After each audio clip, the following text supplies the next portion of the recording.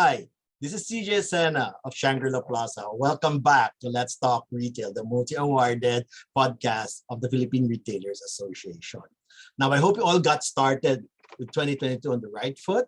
Okay, we had two podcasts already for 2022. We had Ariel Fermin, the newly minted president of Max Group, and of course, Faraday Go, recently the executive vice president of Robinson's Land.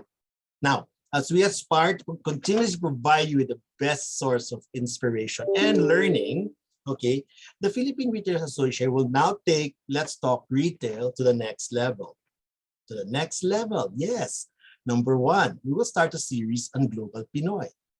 And number two, we'll be on Spotify this February. Spotify, that's really great. Congratulations to the Philippine Retailers Association. Now, before I head on to our guest who is in Dubai, all right, don't forget to subscribe. You know the drill. Press the subscribe button, okay? So in our YouTube channel, and come February, we'll be on Spotify. So please make us part of your listening list. Right? And you will learn a lot. It's a compilation of more than 26 podcasts. It's a rich source of information. In this crazy world that we're in now, that you might find a North Star and aha moments there. Okay, let's meet our guest. He is the CEO and Managing Director of Giordano Middle East and a member of the Management Committee of Giordano International Hong Kong.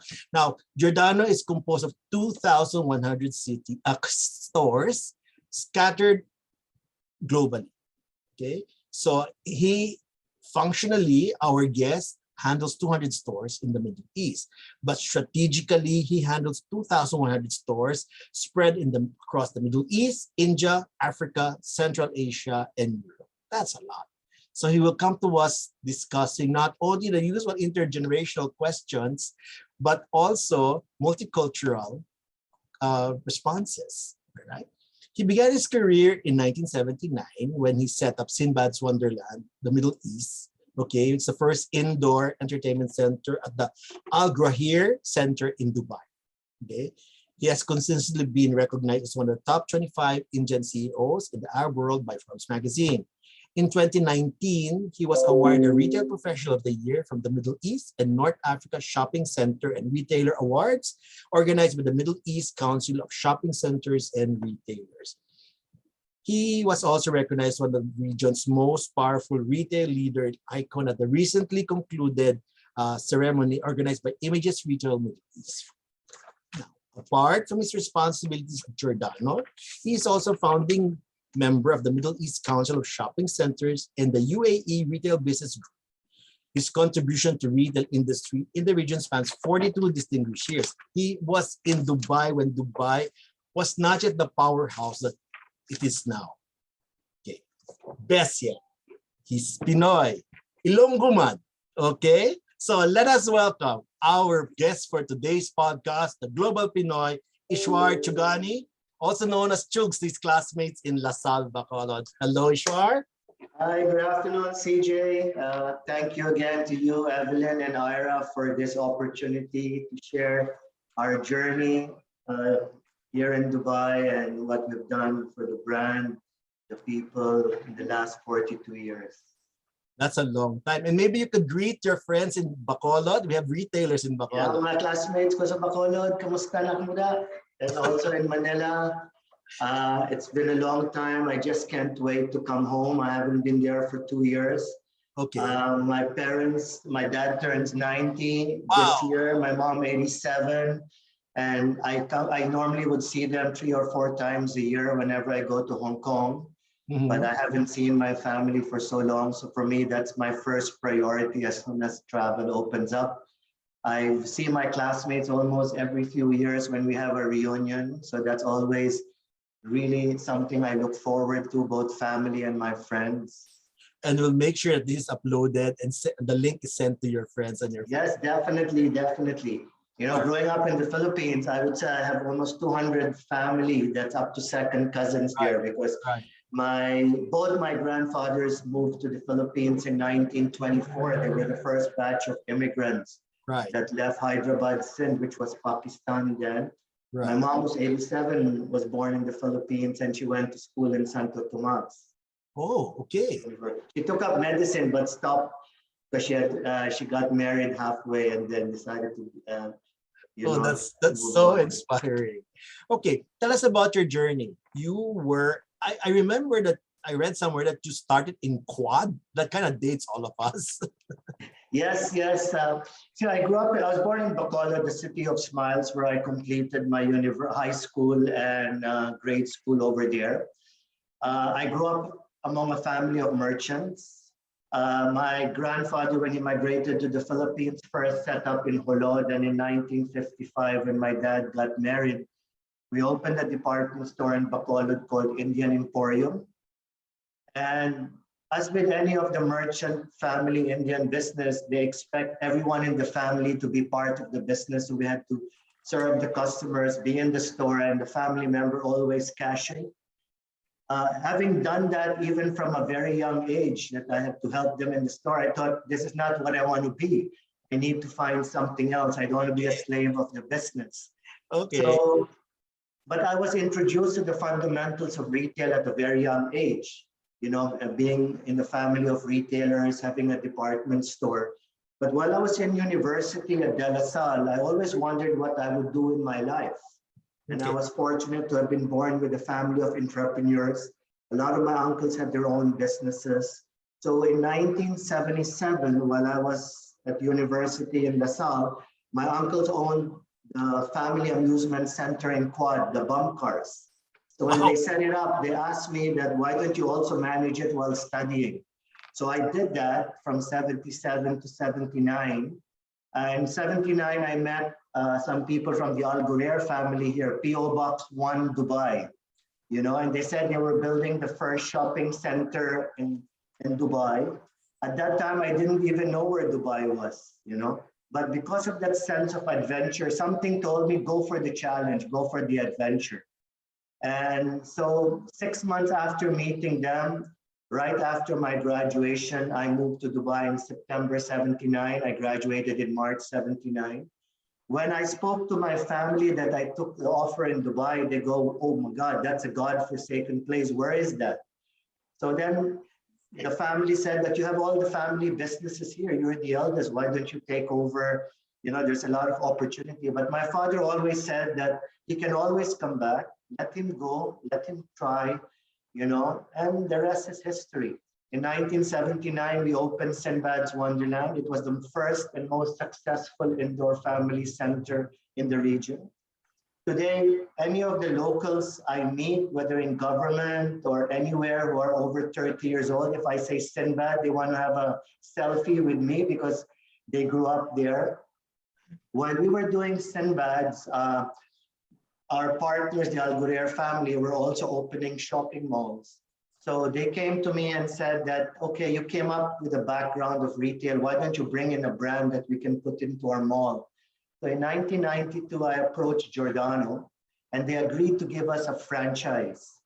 And then in 2006, even though I was a franchisee, because of my involvement, it was always two-way, sharing ideas. They invited me to be part of their international management committee, which is fully accountable to the board for implementing its business strategies day to day for the group's 2,100 stores across the world.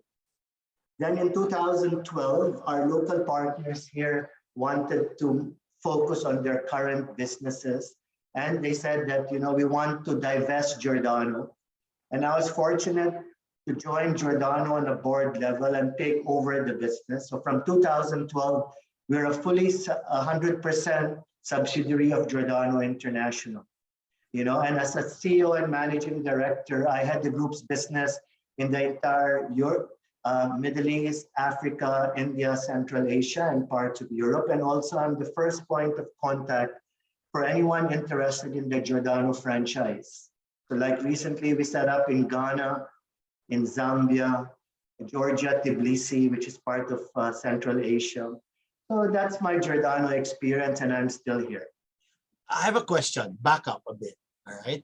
You were in a retailing family. And a lot of our audience are members of retailing families. Question: should a Sion of a retailing family join the family business immediately, or should they explore the world first? What's your advice? I think it's always best to go out because there's a lot of things to learn. Over there, everything was done manually.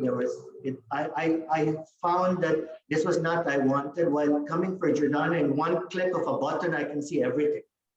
Technology has helped. And from day one, at Giordano, we have our own in-house point of sale, in-house data management, that everything is done by Giordano for Giordano. And I just loved it. All the way from the 90s, we already have our own program called Tiger, where we have access to real-time data, real-time inventory, real-time margins. I said, oh, wow.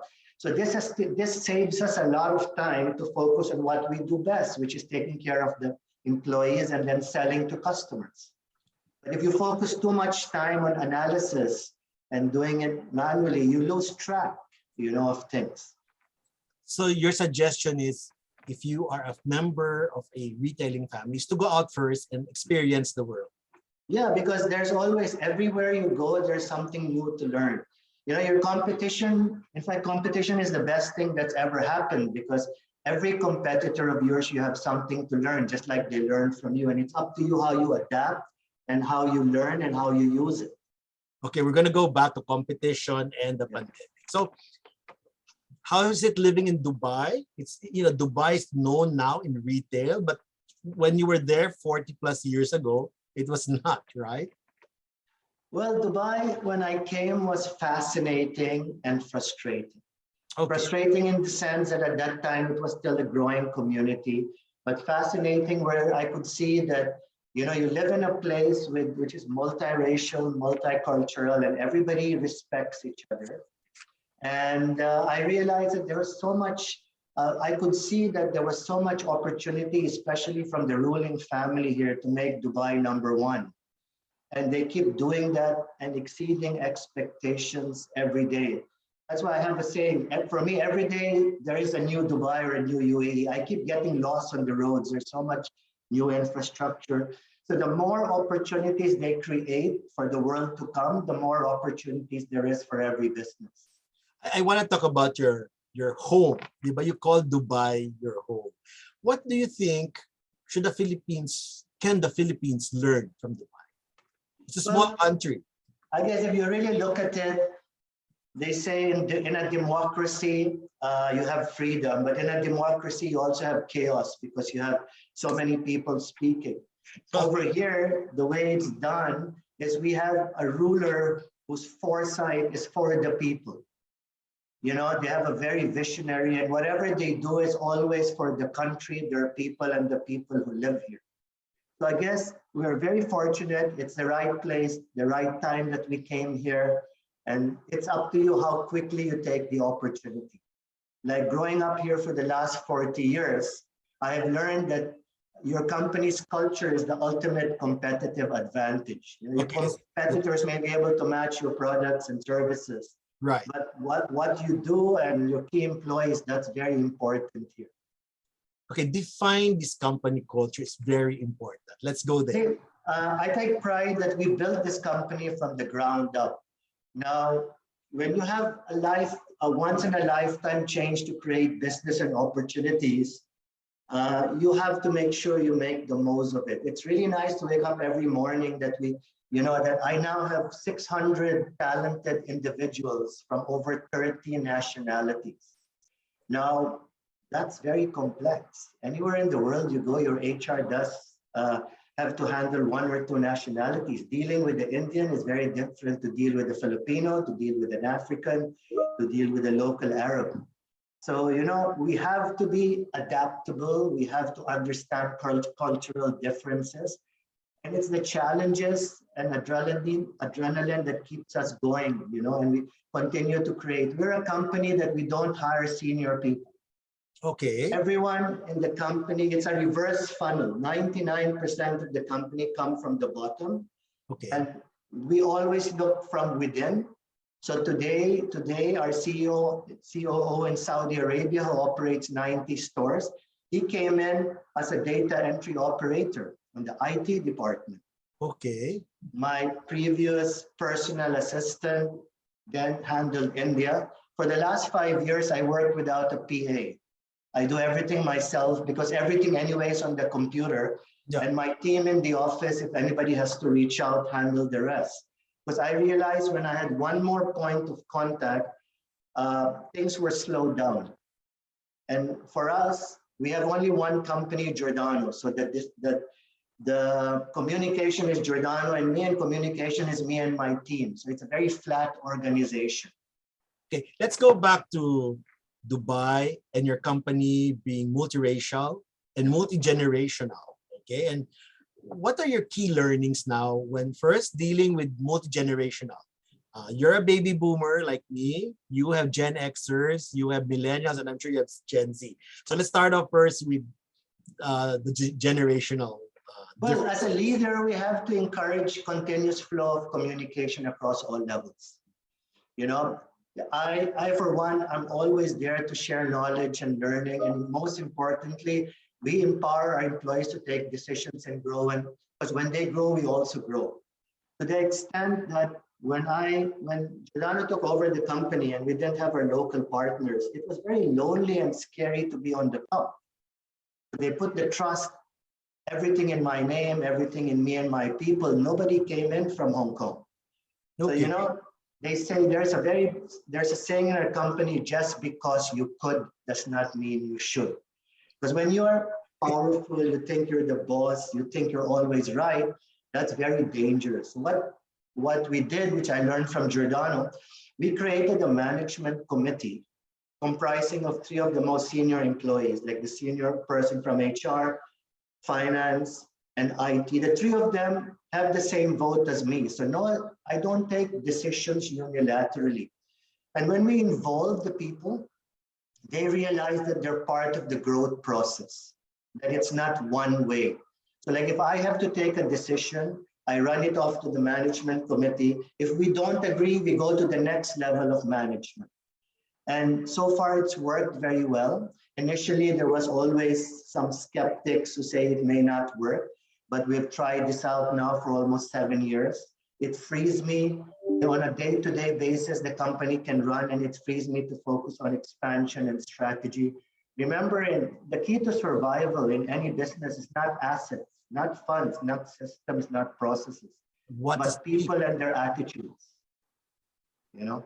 Because if you can create that mindset and keep your people positive, I always believe that it's people who put you where you are today. We have a 95% retention rate. So I'm not where I am today if not for my people. But the intergenerational, how do you bring out the best of each generation? There are different value systems, different technology. Well, when we hire from the beginning, we hire fresh graduates and we give them an opportunity to grow with the company. And then we also have sessions with them to hear them out. Then we also communicate sometimes with focus groups like younger generation. And one more thing that our chairman always says, in every business, remember the 3 H. Which are? Your head, your hands, and your heart. You know, it's always passion. Use your heart in what you do. Use your head, common sense, and judgment at all times. And of course, work hard and nothing is going to stop you. So would you say, Ishwar, you as a professional manager, you got a lot of latitude from your owner, from the company owners? Yes, you see, coming from an ownership family background, when I joined the Indian Arab company here, they realized that. So they left me on my own and said, you know, I moved from a entrepreneurial ownership to a professional. And they said, no, bring back your entrepreneurial skills, bring a brand, tell us how much you want, and we're not going to interfere. Do whatever you want with it. Just don't ask for more money. So we have built Giordano from the ground up. We're a debt-free company. And even when Giordano took over, our chairman had the same thing, you know, let them run the company independently. We provide them with support, assistance, guidance. During tough years, like in 17, 18, he said, you're now on ICU. That's where I step in and work with you. And because of our data information and all, he actually knows if there's no white shirt in the #1 store. So we have a team at head office that focuses on each category on inventory. I remember the first word he said when I met with Chairman Dr. Peter Lau in 1992. He says, in our business, inventory should always be an asset, never a liability. And in Giordano, we take inventory seriously. In fact, if we have more than 10% inventory in our warehouse, we don't get new inventory. It's stopped. So we have to really make sure we control it well. So those are some of the things we learned, from the group, and the same thing we carry out with the team, because we have a lot of management trainees in the group, and these management trainees are given different scopes like inventory, category, global sourcing, all those things. The reason why I asked, because Ariel came from many companies, multinational companies, before joining Max Group, which is a family-owned company, though it is publicly listed.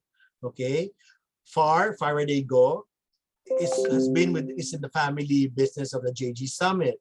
Okay, so do you have professional managers who are in multinationals who may want to look at moving into family-owned corporations? So I want you to give them tips on how you can flourish in such setups. Well, for me, if anybody leaves, if they're really good, they get a second chance. But the first thing I tell them if they want to move on is that I only want you to see you better. In fact, 2 of my staff have moved on, and I'm very, very happy because at the end of the day, they're now with the malls and they know us, so it also works. So I have this policy in life is whoever leaves or moves on, you never know who's going to be across the table. Yeah. So, that relationship has to continue, because even today, if you go on LinkedIn, the ones who really have the best comments and all are all my ex-team members. And I have to remember I just have to share one thing which I forgot. I believe that when I joined this company, my mindset was I came here to work with them and not for them. They called me because they needed me. I joined them because I liked them. Because when you have that mindset, even when whoever the employees come and we have our orientation, I said, you have come here to work with us and not for us. You have the choice. You're not forced. So sometimes some people say, oh, I know this person, he works for you. I said, no, correction, he works with us. And when you change that mindset from the beginning and your people know that you're part of a bigger picture, the entrepreneurial spirit, we compensate them with good bonuses and incentives based on what they bring in, then you know that they're going to be with you and they're going to serve you well.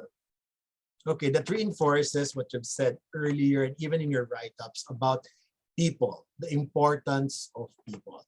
Now, let's now discuss Giordano itself, the brand. For me, Giordano resonates because it was founded in 1981. I just got out of college, and owning a Giordano shirt in the 70s and the 80s, that was a highlight of a trip to Hong Kong.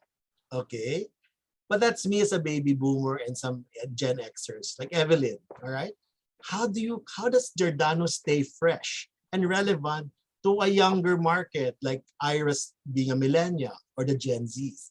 These are already the children of the baby boomers and the Gen Xers. I mean, for us, it's a very tough question, but looking at how we have grown and survived into newer markets, emerging markets, I like to quote the proverb that says, to open a shop is easy, to keep it open is an art.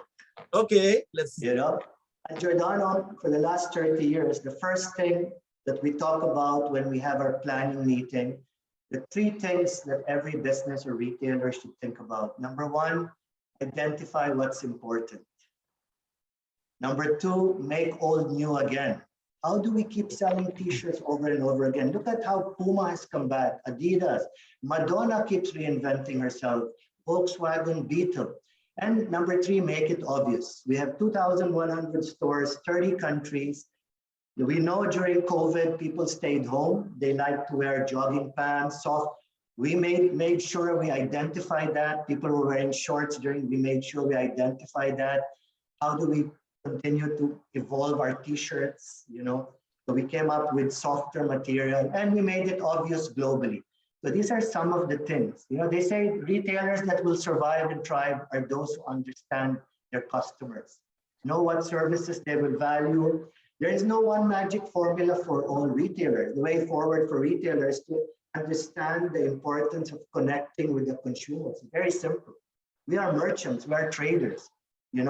We have to make sure we buy the right things for what their customer needs and supply to them at the right price with the service and the right location. That's very basic, but why do people it's still very simple, mistakes? but we're making it very complex. Retail is a simple part of our everyday life, but the retail environment is becoming highly complex. And to survive and thrive, retailers have to continuously innovate and vary their offering in order to attract existing and new customers. I really worry because we get carried away because the digital companies and consultants have the biggest budgets. So they're the ones who you hear mostly and sponsor big events. I, for one, like to focus on simplicity. I hate the word artificial.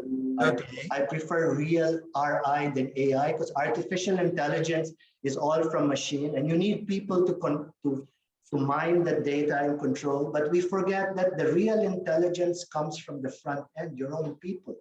If you just listen to that first, of course, data, CRM, all that is important. Sometimes we forget to take the real intelligence before taking the artificial intelligence. So these are just some of the things today. Shopping is all about relationships. Today's customers rarely buy from a company. They buy from a person they trust, a person that's knowledgeable, and a person that delivers what's promised. So where does all this omni-channel discussion come in? It's all part, think of omni-channel that you've opened a new flagship store in each country. Okay. It's a complementary thing. You have to have it because the world is moving so fast. Some people have no time. They know what they want. Okay, fashion, still people want to feel. But today I already have this polo t-shirt and I want to order. I can just order it online and pick it up in the stores. But you need the stores because you go to the store, you see what's new, you get more information. So omni-channel is like you've just opened more global stores. But the global store is in a virtual world. You can buy, you can exchange, you can pick up, but it has to be seamless. It has to be connected. It shouldn't be treated separately. So I'm talking about connected retail. Okay. Now, I have a question now on digital, brick and mortar. In the Philippines, do you think brick and mortar will be overtaken by digital? I don't think it will ever be overtaken. Maybe for mobile phones, maybe for travel. When we hear that billions of dollars are spent online, 90% is travel, 90% would be maybe food, mobile. Fashion, people still want to feel, people want to see. Now, especially in the Middle East, the malls are like the biggest showcase in the world. It's so hot outside, so people will have to come indoors. Okay. So the malls are here to stay. Online and digital complements it. I would look at it as additional markets or additional opportunity to expand. Okay. Now, we'll talk about that more, but I want to go into the pandemic. Okay. It's been 20 months of the pandemic. By now, we know who's going to make it, who's not going to make it. But let's start off. When the pandemic hit Dubai, how did it affect you as an individual and your company? And what did you do to cope? That's a good question because in my 40 years as a retail, that's when I had to really dig deep inside me. They say tough times encourages company to go back to their roots to do what they do best. True. The pandemic downturn highlighted the fractures of the business that went unnoticed during the good times. When it happened at the peak of it, I read something that says that we cannot control COVID, but we can control the way we respond to what's happening. Okay. So my entire mindset changed. The first thing I said is forget about money, forget about profit. I had to make sure that all our energy and focus was to ensure our team at Giordano and their families were well. The shops were closed. I created a WhatsApp group for every employee so that they can reach out in case they had COVID, they had an issue. Some of them were in lockdown areas. I made sure that I myself personally communicated with them on how we were handling the situation and what we were doing. that we were available for them during these challenging and unpredictable times. We engage with them consistently and encourage them to be part of the company decision-making process. Some of them were living in sharing accommodation. There were some of them living in certain parts of town where they couldn't go out.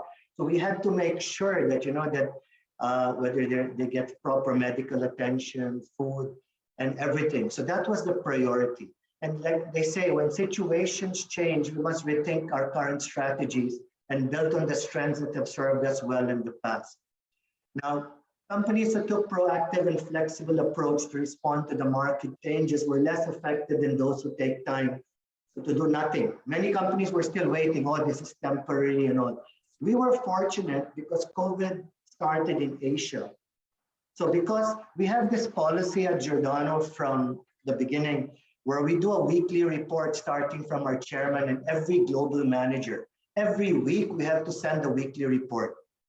Weekly report in terms of the market, new learnings, if there was any issue whether that we could share with other markets, and that has helped a lot. So what we did is when it happened here, the lockdown came in March, we already had information from our head office on what they did and how to handle the situation. So this allows, so in a situation like this, it also taught us the importance of shredding complexity in anything and everything to allow for faster decision making. This allows us to be nimbler, more flexible in times. Right. So we must be able to bend with the situation and not snap against it. So it's been 20 months. Was there any benefit from the impact of COVID on our business? Because everybody's talking about the suffering. Yeah, we learned a lot. We learned a lot. What's the benefit? Yeah, we learned a lot. And number one, we communicated with our customers. We changed our product mix. We looked for what they want. In fact, 2021 was almost as good as 2019. Wow. For Dubai. And especially in the UAE, we exceeded because Dubai was open. See, everything is relative. The more liberal a country, the more places open, the more the business improved. So we were ready for it. So people were back in the stores. Our online actually went 4 times during COVID, but for me, it was like the sales of 4 stores. Okay. So, it went like from a very low single digit to a little higher single digit. But now we realize people are back in the stores. We're showing double-digit growth in brick and mortar, while the online continues to be steady, but we're going to continue to invest in it, especially in Saudi Arabia, which is a larger market. We really accelerated our online there. We do both English and Arabic. We offer customer pickup. We offer cash on delivery, and a lot of things we realize. I just want to share something. Sure. They say high sales is vanity, profit is sanity, and cash flow is a reality. We're a debt-free company. From the beginning, we always manage our cash flows that by the 15th of every month, our bill is paid to Giordano and we have no utang to anybody. So we always have enough cash for the business. So even during the pandemic, we managed to discuss and renegotiated leases and the prices of our merchandise. And because we had cash, we managed to go back to them and said that, okay, here, we'll give it to you, what can we get? And we really, really were able to renegotiate a lot of our rentals that's now carried forward in 2021, 2022, which makes us a stronger company. But would you say you're just a lucky one because you have no. A lot of the larger brands who understood their customers have actually done very well. Okay, so it's not only us. I guess we're in a place where the government created all the opportunity. We have the expo. So all the big players, I guess when you say the only one, maybe as a single brand retailer, we may have been one of the only ones who really came out stronger. But all the other 70% of all brands are handled by 5 groups. Okay. So can you imagine? It's like a David and Goliath while we manage one group. But I guess we are where we are today because of the trust instilled to our customers. And even the shopping mall have a very high regard for us. Okay, so in the 20 months, of the pandemic, your 3 key learnings were, or are? There's First, make sure that you take care of your people and connect with them. Okay. You know, seamless. You have to be so that they know they can reach out to you. You have to understand that they don't have their families here. Right. 100% of our employees are expatriates. Okay, 70% live alone.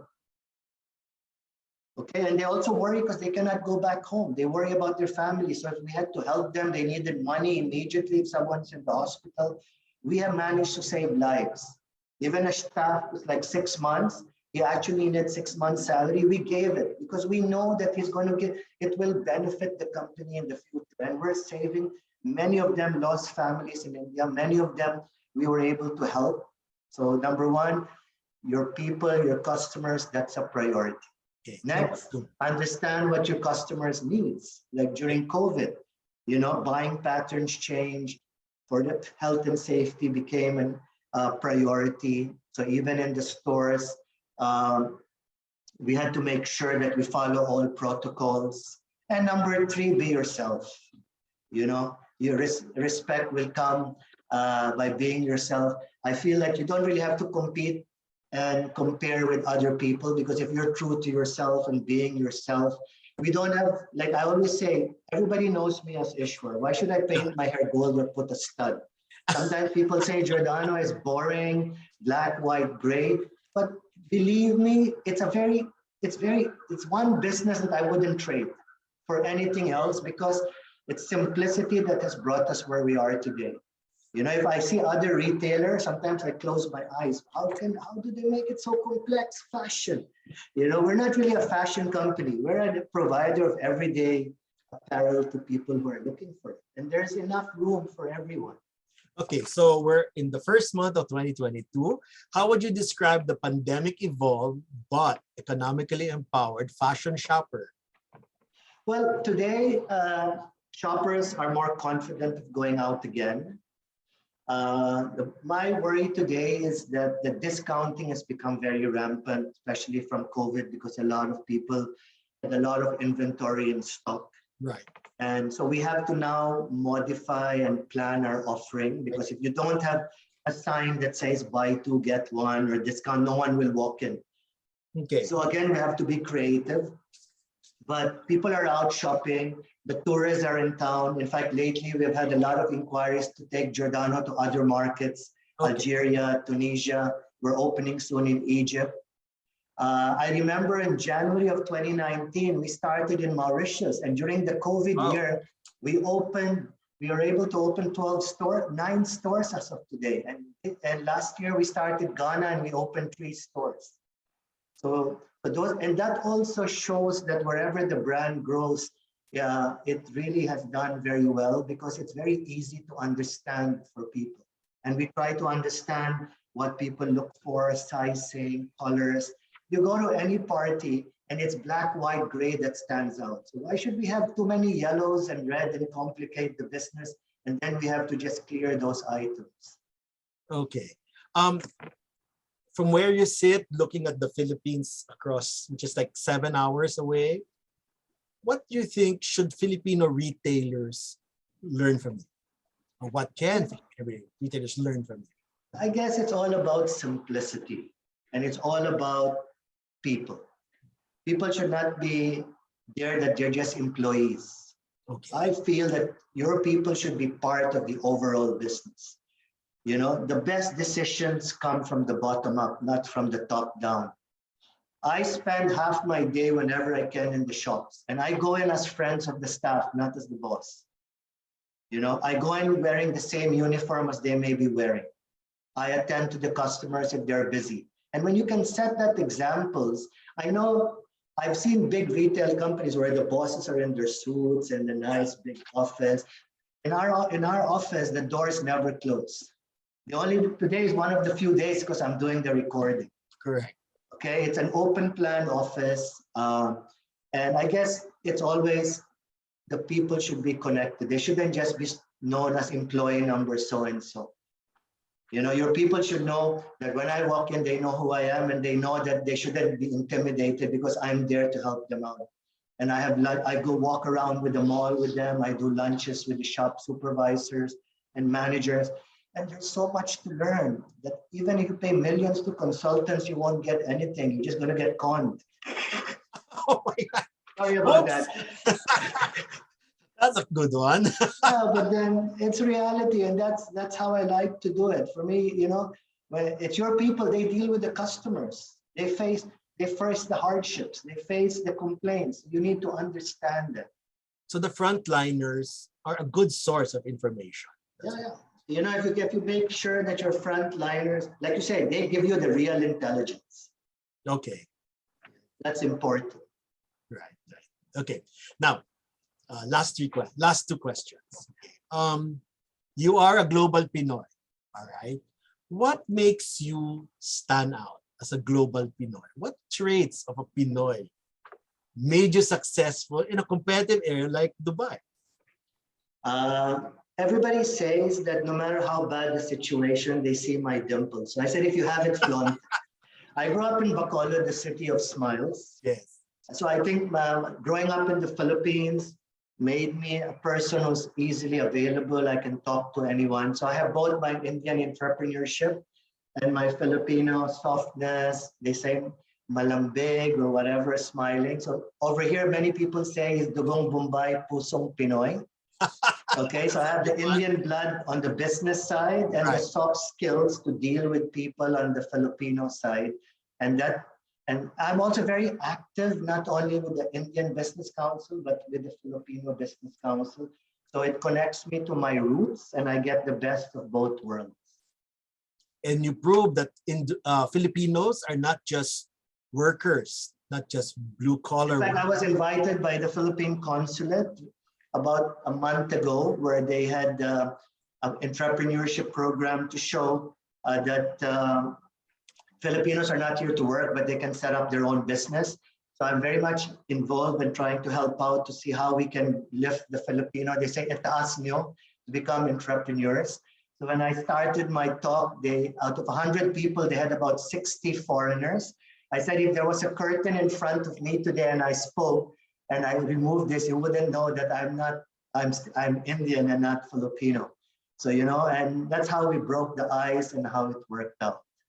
Okay, I know your age, you told me earlier, but don't you think of stopping already? Don't you think of, you have to it's not a question of stopping. I'm enjoying what I'm doing. The company runs with the people around. Right. And when I stop, I'm going to age more. And I really enjoy walking I come to work either with shorts or jogging pants and my Giordano walking shoes.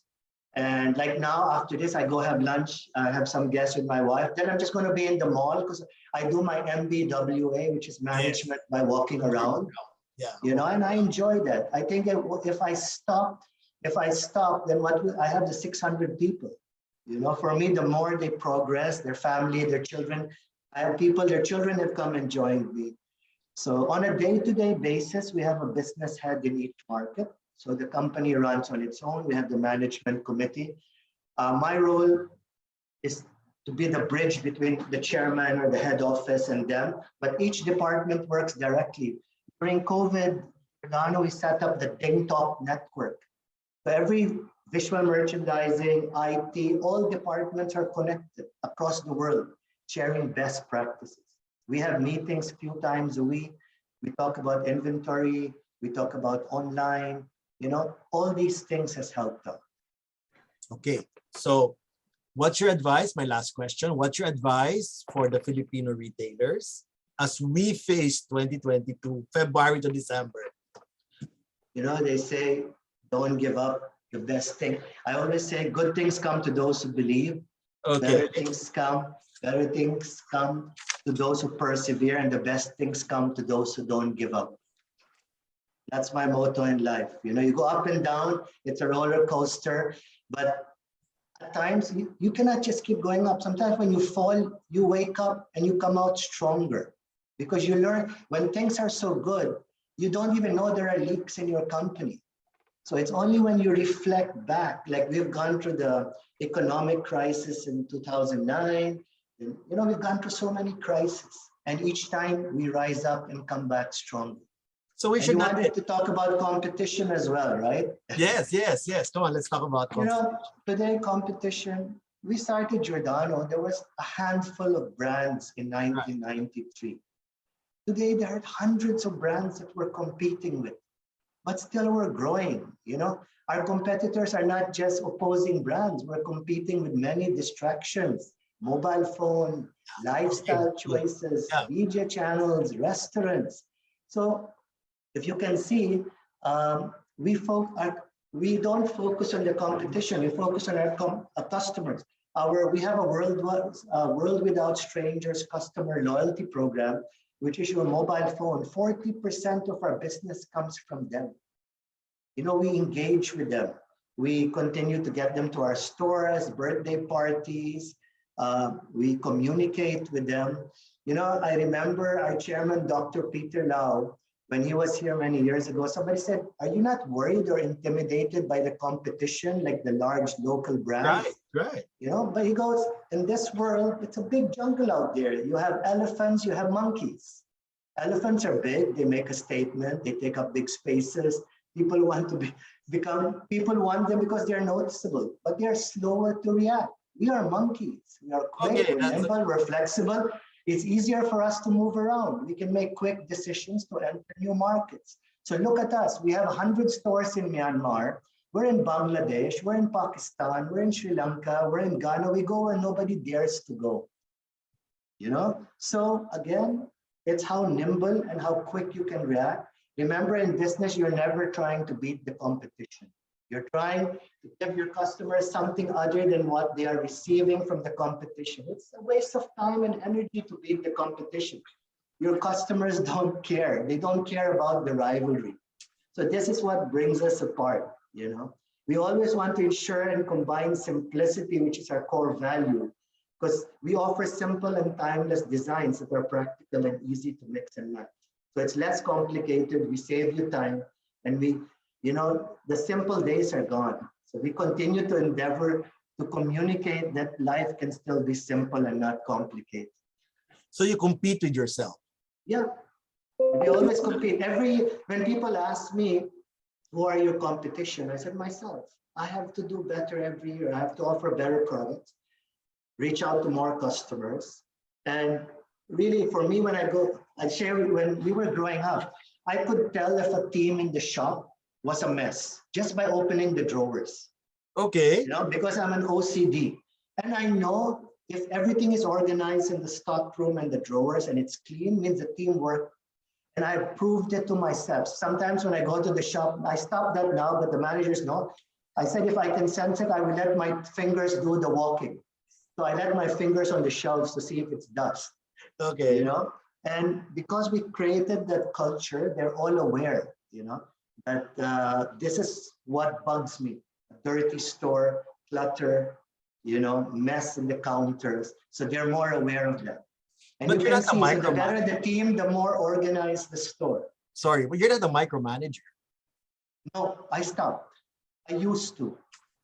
4 or 5 years ago, I used to. And then my management committee says that by doing that, you're not giving them a chance. So now what we have done is every market has a business head. And over here, we have 42 stores. Every 7 store has a business head. His life depends on that, his profit, his bonus, and he's responsible to handle the people. All right. So on that note, we thank you very much for spending time with us. We know the time zone difference, and it's almost lunchtime in Dubai. So thank you so much, Ishwar, also known as Chugs. Now, most welcome. I'm looking forward to sharing this with my friends and really nice to connect. And I hope that we could all meet physically in the future. I would also like to share an extended invitation to any retailer in the Philippines or any member of the Philippine Retail Association who plans to visit Dubai. Reach out to me, I'll take you to lunch. I'll show you some of the best spots. I'll show you which malls to go to. I even have Ishwar's own guide to Dubai, which I can share with you. So it's an open invitation, and I'm sure we have so much to share and learn with each other. I think I want to fall in line for that. I always wanted to go. Well, we have some amazing conferences here. You know, now that we're connected, There's the Middle East Council of Shopping Center and Retail. Some Filipino brands have now entered here as well. There's a lot of opportunities. The Filipinos are the third largest growing population.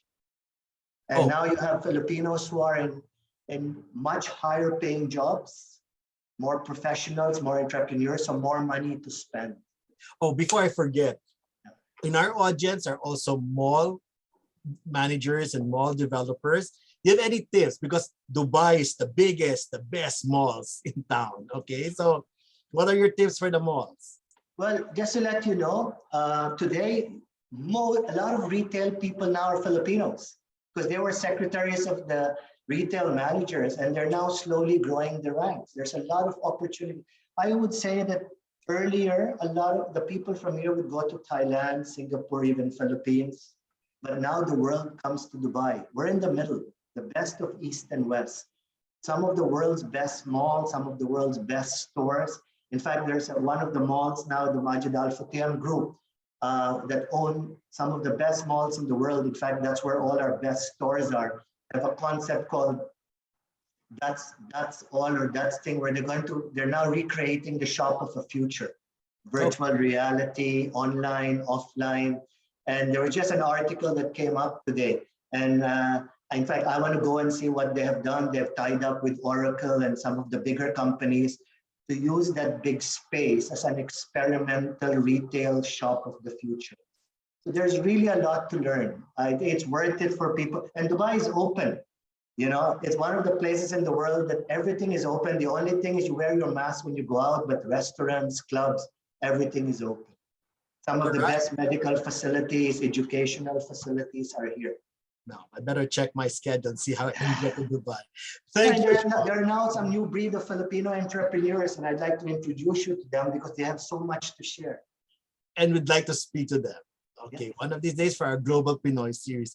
Again, thank you so much, Ishwar, for joining us. Thank you, and we hope to see you physically, whether here in Manila or there in Dubai. Definitely, magkita tayo ulit. Magkita tayo muli. Mag-San Miguel tayo. Isa pa nga. Thank you so much, Ishwar. Thank you. Okay, bye-bye. See you. Bye. See you.